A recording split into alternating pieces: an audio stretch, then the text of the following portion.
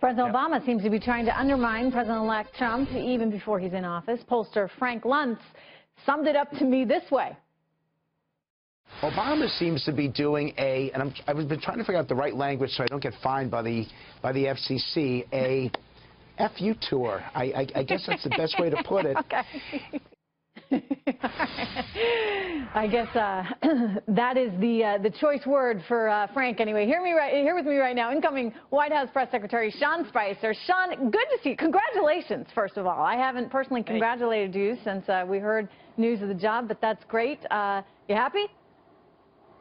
I'm ecstatic. Thank you. It's truly an honor to play this role for this next administration, not just because of the role that it is in America, but also because I think so much change is going to be coming. It'll be really an exciting opportunity to help be that conduit of getting out the president's narrative and message and accomplishments. Frank, you heard him say that effectively this is sort of President Obama's big FU tour. Trump's on his thank you tour, Obama's on the FU tour.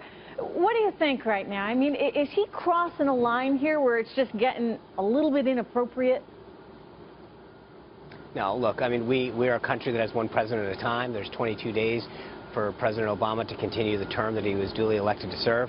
But I think that there's probably a bit of, well, potentially some jealousy at the amount of accomplishments that have already been occurring, both in terms of domestic policy, the job creation. You saw that Sprint tweeting about 5,000 plus jobs that they're going to bring to the United States.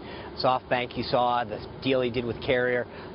This is a president who is going to accomplish more before becoming president than some presidents may have accomplished in their first couple of months in office.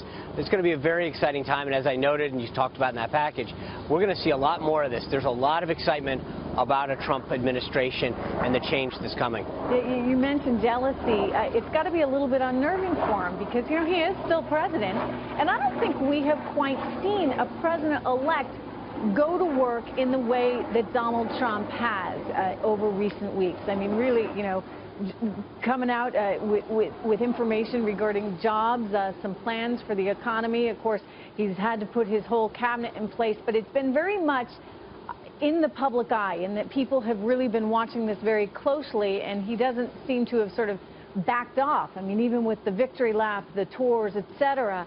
How different is this, in your view, than previous president-elects?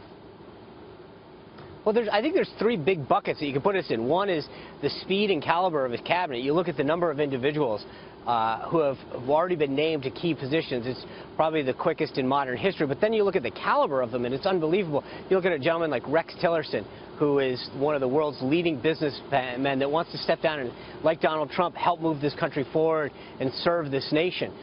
Two is you look at the accomplishments that he's already had already, and that's in a couple areas. One, you look at the government waste. He took the cost of the F-35 strike fighter.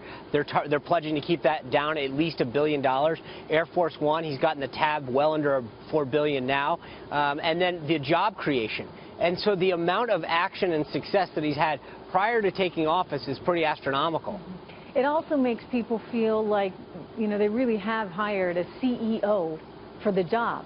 Very different than a politician, someone who's actually trying to get some stuff done and maybe is looking out for them a little bit more than they have seen among some of their previous politicians. Let me ask you about the big speech.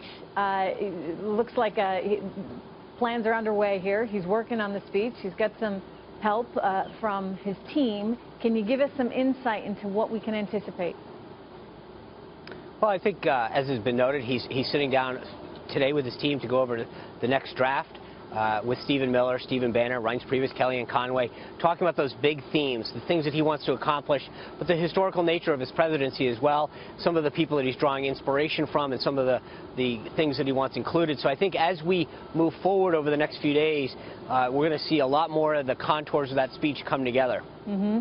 What do you think the first 100 days are going to look like? I mean, a lot of people are hoping for a tax cut, both for individuals and corporations. Is it realistic, Sean, for us to think that's going to come through?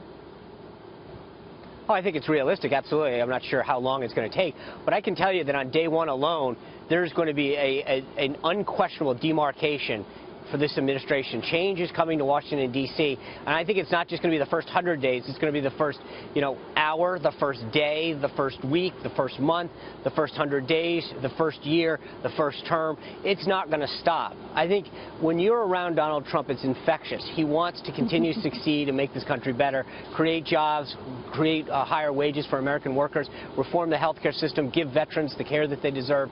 He has an insatiable appetite to make things better consistently. So it will never stop for him. And I think that's something that he's charged everyone on his team with, is that I want to continue to make this country better and better day by day and never stop. Look, it's a quality great leaders have. Being a big deal CEO, right? You got to be able to infuse the team, or in his case now the country, with this excitement, with a positive attitude. And in many ways, and I criticized Obama for this throughout, he seemed to be so pessimistic about our economic future that no matter what was going on, it was hard for people to feel like they could get on board, and it was hard for the business community to be able to foresee any kind of future, given the friction between the White House and business. How do you think that can and should change? Well, I think that it is about attitude, it's about philosophy, and it's about an agenda. And you've seen that now with Carrier and some of these other companies that we just mentioned, Sprint, SoftBank, that are just based on his philosophy, his desire, his goal to lower taxes, lower regulations, make this country more business friendly. And not because it's about what's for businesses, because it helps the American worker get a job, it helps the American worker increase their wages.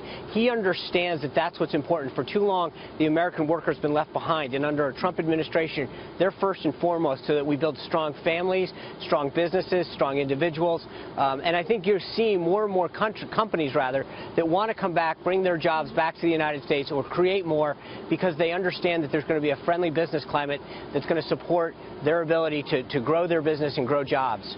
Good to hear, Sean. We'll be watching very carefully. Thank you so much. Good to see you today. Thanks, Trish.